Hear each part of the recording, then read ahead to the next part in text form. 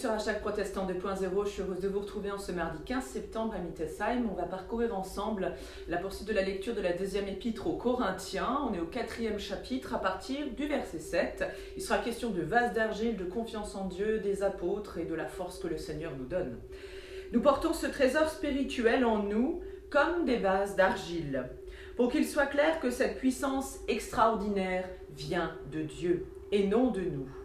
Nous sommes accablés de toutes sortes de souffrances, mais non écrasés, inquiets mais non désespérés, persécutés mais non abandonnés, jetés à terre mais non anéantis.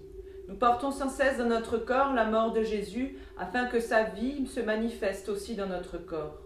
Bien que vivants, nous sommes sans cesse exposés à la mort, à cause de Jésus, afin que sa vie se manifeste aussi dans notre corps mortel. Ainsi la mort agit en nous pour que la vie agisse en vous. L'Écriture déclare « J'ai cru, c'est pourquoi j'ai parlé ». Nous aussi, dans le même esprit de foi, nous croyons et c'est pourquoi nous parlons. Nous savons en effet que Dieu, qui a ramené le Seigneur Jésus de la mort à la vie, nous ramènera aussi à la vie avec Jésus et il nous fera paraître avec vous en sa présence. Tout ce que nous endurons, c'est pour vous. De cette façon, la grâce de Dieu atteint de plus en plus de personnes, en augmentant ainsi le nombre de prières de reconnaissance exprimées à la gloire de Dieu.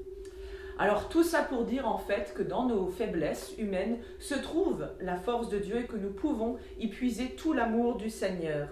Dans la force, il n'y a pas seulement de la force, il y a d'abord de la faiblesse humaine.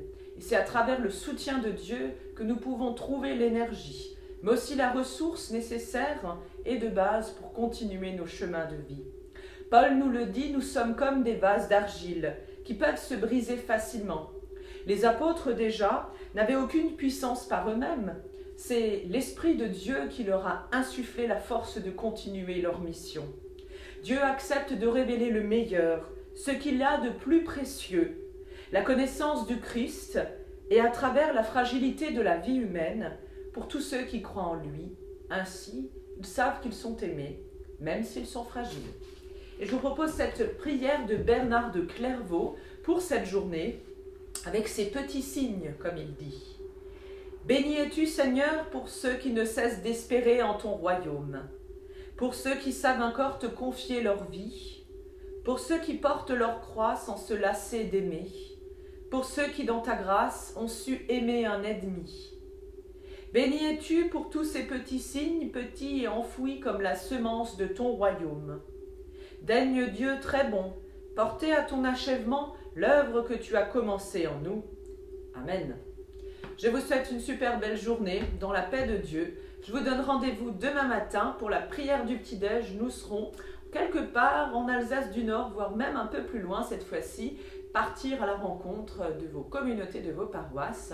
N'hésitez pas à nous retrouver demain matin. Et dimanche, on se retrouve pour un temps de célébration, culte live en vidéo. Je vous souhaite une belle journée.